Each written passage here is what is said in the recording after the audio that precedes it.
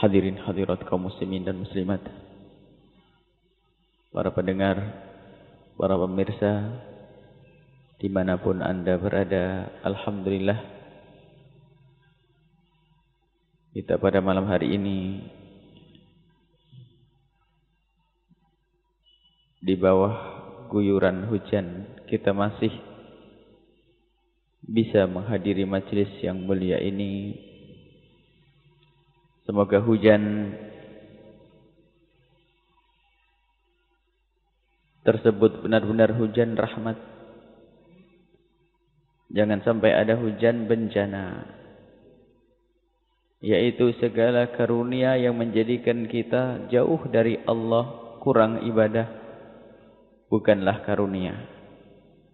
Dan hakikat nikmat atau nikmat yang sesungguhnya adalah jika Allah memberikan kepada kita nikmat tersebut, kita dengan nikmat tersebut semakin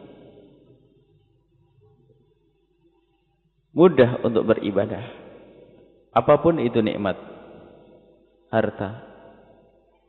Yang mendapatkan harta, mendapatkan kekayaan, jika semakin kaya, ia semakin dekat kepada Allah, maka itulah nikmat yang sesungguhnya. Diberi oleh Allah kesehatan yang dengan kesehatannya semakin dekat kepada Allah. Itulah hakikat nikmat. Dan juga hujan yang pada malam hari ini mengguyur bumi kita, itu tidak menghalangi kita untuk melaksanakan kewajiban menuntut ilmu. Dan semoga itu benar-benar hujan rahmat yang menjadikan sebab dihapus dosa kita dan diangkat derajat kita, dan menjadi sebab kemakmuran bumi kita, dan menjadikan sebab kita semua semakin bersyukur kepada Allah Subhanahu wa taala, sebab kehidupan bumi dan kehidupan jasad, kehidupan hati. Dan semoga Allah Subhanahu wa taala seperti menurunkan hujan di bumi kita, Allah menurunkan rahmat di hati kita, sehingga subur dengan makna kecintaan kepada sesama, makna cinta kepada orang tua, makna cinta kepada anak, makna cinta kepada saudara, sehingga hidup kita penuh dihiasi dengan keindahan-keindahan tanpa adanya percekcokan yang sungguh saat ini sering terjadi. Tidak peduli apakah itu bapak atau anak, kadang terjadi permusuhan, kadang saudara bermusuhan. Dan itulah yang diinginkan oleh syaitan dan iblis yang mengganggu bangsa manusia, menanamkan al-baghdha wal adawah, kebencian, permusuhan. Dan Nabi diutus sebagai rahmatan lil alamin untuk menumbuhkan, untuk menghadirkan makna kasih sayang. Nabi sendiri rahmat, sehingga pendidikan yang ada dari Nabi adalah pendidikan cinta, pendidikan kasih sayang. Dan hadis yang akan kita baca malam hari ini dari kitab At-Tajridus Sharih, kitab Mukhtasar Ibn Abi Jamrah sebagai muqaddimah Hikam Ibn Athaillah As-Sakandari, adalah juga salah satu bentuk rahmatnya Nabi sallallahu alaihi wasallam. Kita langsung saja kepada muqaddimah pembacaan kitab Hikamnya Ibn Athaillah As-Sakandari. Kita akan membaca satu hadis Nabi sallallahu alaihi wasallam. Kita membaca satu hadis Nabi sallallahu alaihi wasallam yang diriwayatkan dari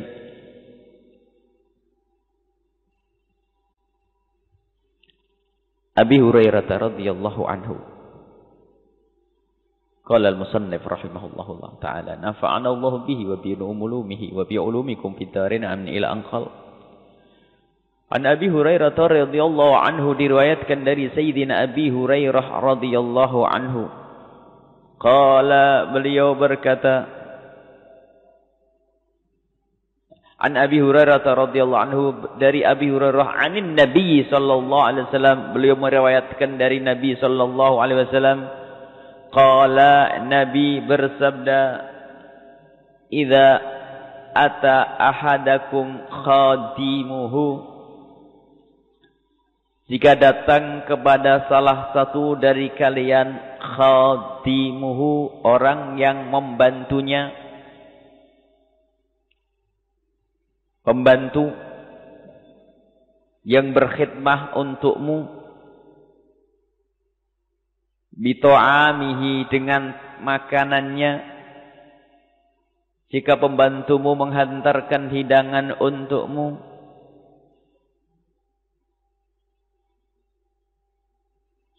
Fa illam yujlishu, kalau orang tersebut yakni tuannya, fa illam yujlishu, jika tidak bisa mendudukkannya agar bersamanya, ma'ahu, untuk duduk dengannya, falyunawilhu, hendaknya tuannya tersebut mengambil makanan tersebut, luqmatan, satu suap, atau luqmataini, atau dua suap, maksudnya ambil bagian, atau aklatan, atau ambil makanan, atau aklataini, atau dua, maksudnya aklah itu makanan, yakni maksudnya ambil bagian secuil atau secukupnya, artinya ambil bagian. Kau ambilkan untuk pembantu tersebut dari makanan yang kau makan. Fa innahu, karena sesungguhnya ia adalah pembantu tersebut, waliya, yang mengurusi, yang membuat, yang menangani ilajahu, pembuatan makanan tersebut.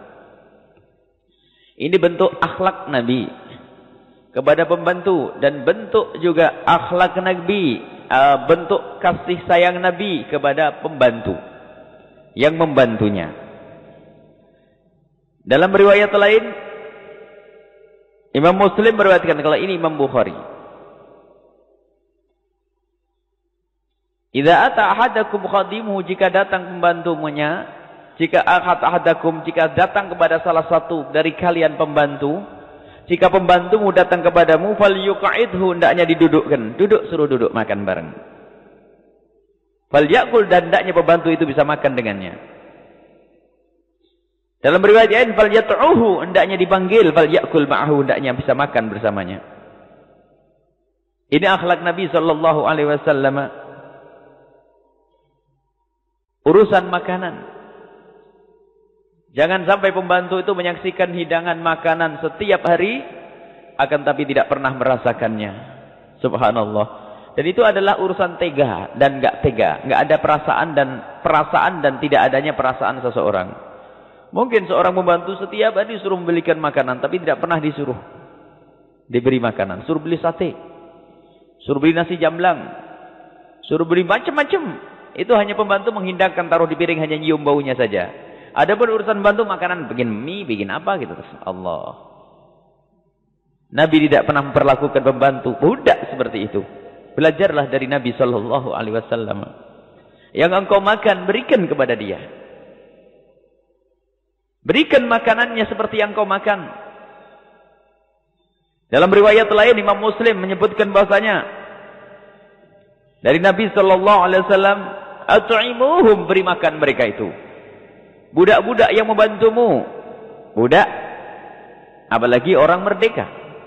At'imuhum, beri makan mereka, mimma ta'kuluna, dari apa yang kau makan. Walbisuhum, dan berikan pakaian kepada mereka seperti yang engkau kenakan. Memberi baju seperti bajumu. Artinya, ikut sertakan mereka dalam segala urusanmu. Kadang ada orang begitu relanya sama pembantunya masuk ke rumah makan.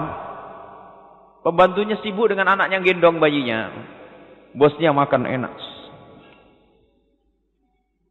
Setelah itu keluar saja. Tidak dipikirkan gimana makan pembantunya. Innalillah. Gantian anaknya dipegang, membantu suruh makan sampai kenyang. Gantian sih mungkin wajar. Kalau makan bareng mungkin tidak ada yang ngurusi anaknya. Kadang barang itu disimpan di rumahnya itu sampai busuk. Lebih baik busuk daripada dikasih ke pembantu. Memang dasar hati busuk.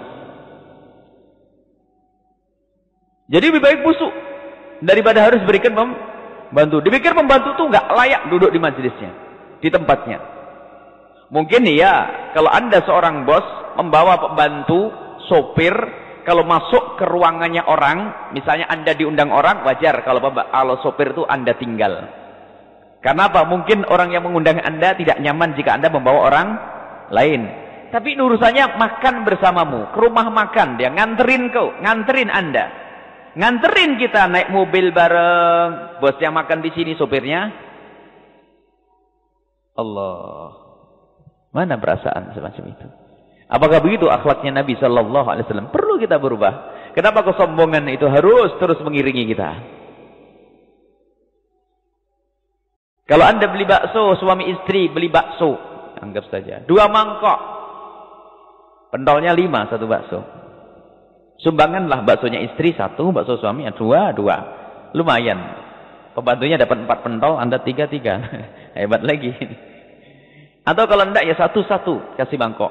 Subhanallah. Ini pendidikan dari Nabi Sallallahu Alaihi Wasallam. Gaya kesombongan, gaya ningrat. Pembantu tidak boleh duduk bareng ningrat. Itu apa sih? Gaya-gayaan. Jadi pembantu di dapur sana nggak boleh. Jadi biasakan. Memang kadang ada aturannya memang. Kalau pembantunya langsung ikut makan sama bosnya, mungkin tidak ada yang menghidangkan lagi ya. Memang tidak harus makan bareng di sini. Falyunawilhu, kalau tidak bisa makan bareng, ya beri hak untuk makan. Beri kesempatan untuk makan. Kadang-kadang diancam, simpan loh ya, jangan dimakan loh ya. Waduh, hebat benar, simpan. Sisihkan untuk dia, ambilkan. Itu akhlak Nabi Sallallahu Alaihi Wasallam. Perilaku Nabi kepada seorang pembantu luar biasa. Nabi Sallallahu Alaihi Wasallam punya pembantu yang dititipkan oleh ibunya, Ummu Sulaim. Menitipkan putra beliau Sayyidina Anas bin Malik. Orang Madinah waktu itu semua memberikan hadiah kepada Nabi SAW dengan apa yang mereka miliki dari harta, rumah dan segala macam. Ada seorang wanita bingung, dia tidak punya apa-apa. Mau menghadiahkan kepada Rasulullah sesuatu hadiah, tapi tidak punya. Akhirnya menghadiahkan anak. Ya Rasulullah, ini anak aku hadiahkan kepadamu untuk berkhidmah kepadamu. Sayyidina Anas. Berkhidmahlah kepada Nabi Sallallahu Alaihi Wasallam.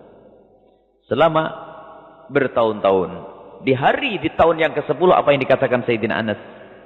Khadamtu Nabi Sallallahu Alaihi Wasallam 10 sinina. Aku berkhidmah kepada Nabi 10 tahun. Wallahi demi Allah, ma qala uffin qat. Tidak pernah Nabi Muhammad itu mengungkapkan kalimat uff. Uff itu artinya apa? Menampakkan wajah cemberut, wajah enggak nyaman kepada pembantunya. Wala qala li syai'in lima fa'alta kadza.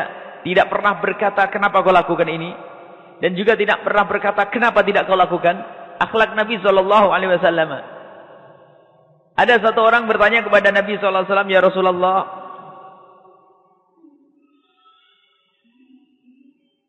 kam a'fu 'anil khadimi?" Berapa kali aku harus memaafkan pembantu dalam sehari? Qala kulla yaumin 70 marratan. 70 kali setiap hari kau memaafkan pembantu.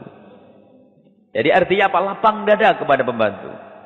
Ada hawanya, hawa emosi, hawa marah, hawa merendahkan dan sebagainya. Kesombongan. Dan Nabi tidak mendidik itu semuanya. Yuk kita muliakan. Itu adalah umat Nabi Sallallahu Alaihi Wasallam. Beri kesempatan untuk merasakan makanan yang engkau makan, hidangan yang kau makan. Dan memang seorang pembantu yang baik adalah pembantu yang tidak rakus. Kadang-kadang mendahului bosnya. Ini memang kurang ajar. Comot-comot, lap-lap. Ini juga tidak adab. Memang kalau semua orang tidak pakai adab, rancuh semuanya. Seorang pembantu punya adab. Tidak akan makan kecuali dapat izin dari pembantunya. Dari tuannya. Seorang tuan ngerti. Dia juga manusia. Melihat hidangan yang seperti room itu. Itu diambilkan. Ambil piring. Sini. Diambilkan Allah. Amalkan yang demikian itu. Bahkan ada dari Nabi Sallallahu Alaihi Wasallam riwayat man akala wa dhu 'ainaini yanzuru ilaihi. Barang siapa yang makan, kemudian di saat ia makan itu ada mata yang menyaksikannya dari pembantunya. Tapi enggak kita beri, ngenes. Kita makan seenaknya, dan ini bukan urusan pembantu saja. Kalau Anda makan, enggak Anda pikirkan ada orang yang lihat, ngenes, mikir. Apa? Ibtalahullah, Allah akan mengujinya dengan bid'ain la dawa alahu, dengan penyakit yang enggak ada obatnya. Makan seenaknya, kelihatan orang tidak kita kasih ngenes. Dan memang ini masalah perasaan.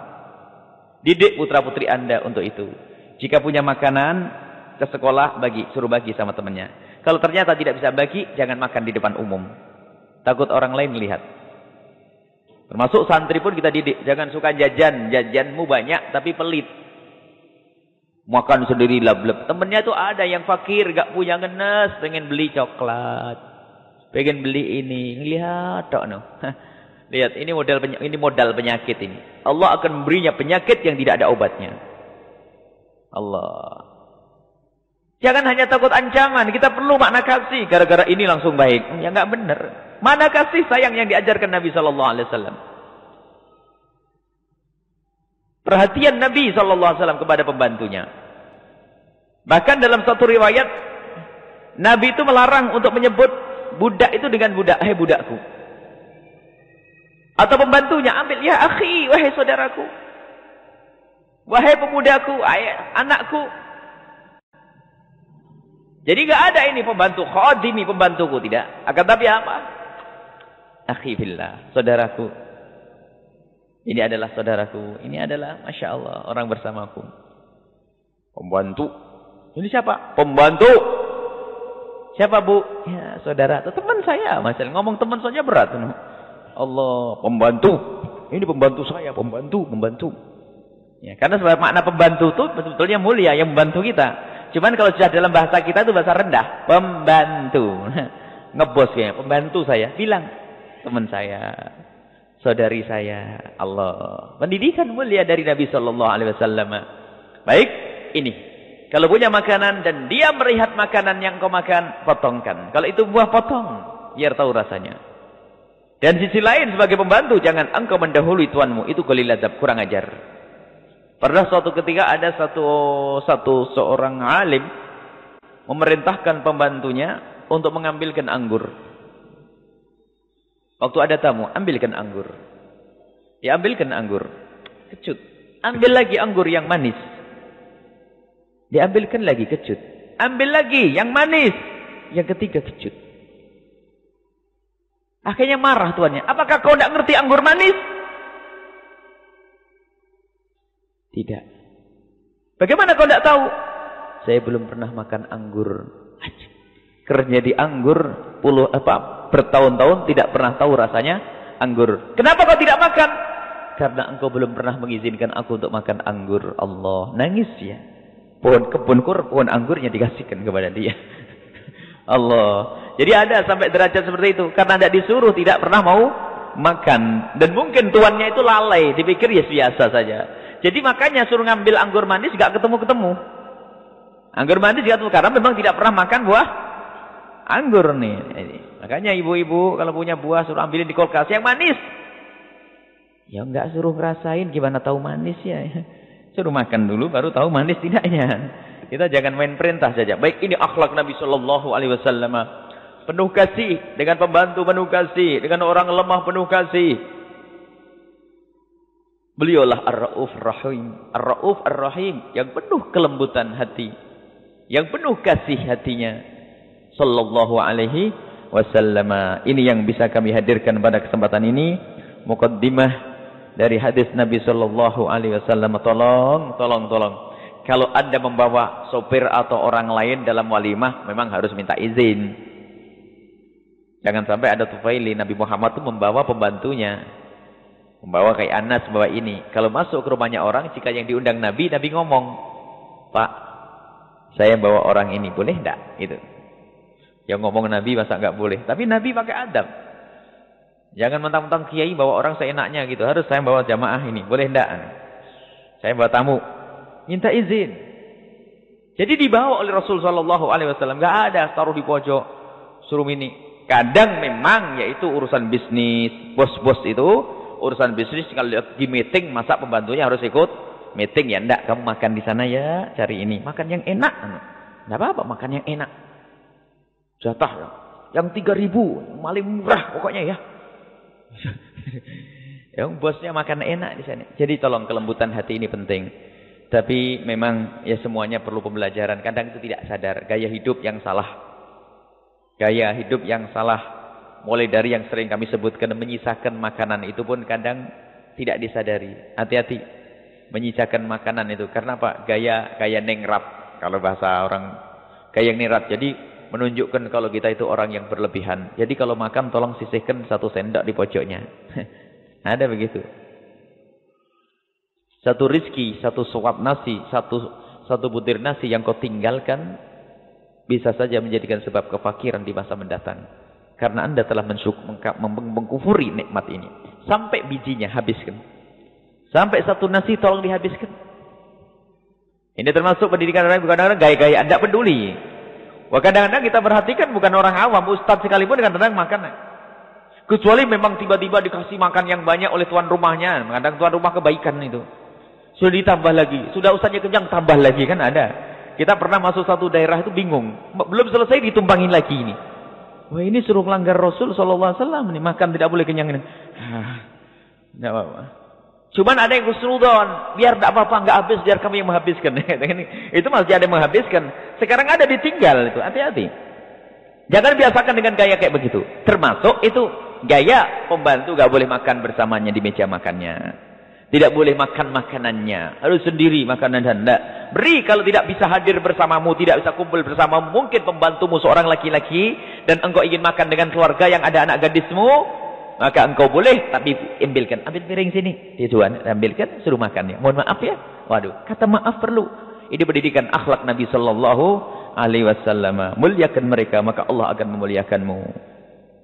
Jika engkau menghinakan mereka, Allah pun akan menghinakanmu. Mereka adalah juga umat Nabi sallallahu alaihi wasallam. Dalam urusan perintah-perintah, lihat Nabi Muhammad sallallahu alaihi wasallam tidak pernah main perintah kepada Sayyidina Anas. Kalaupun harus memerintah dengan kalimat indah, itu akhlak Nabi. Dahulukan kata minta maaf, mohon maaf, dan setelah dilaksanakan perintah, ucapkan kalimat terima kasih. Allah. Inilah pendidikan dari Nabi sallallahu alaihi wasallam. Tolong perhatikan pembantumu. Jangan kau hinakan mereka. Mereka bisa lebih bagus daripada tuannya. Mereka bisa lebih khusyuk daripada tuannya. Mereka bisa lebih ikhlas daripada tuannya. Dan hakikatnya adalah mereka yang banyak amal daripada Anda. Mereka bekerja dengan tenaganya, dengan pikirannya. Anda hanya memberi uang. Tambahkan rasa kasih dan sayang kepada mereka. Itulah hati yang dididik oleh Nabi sallallahu alaihi wasallam.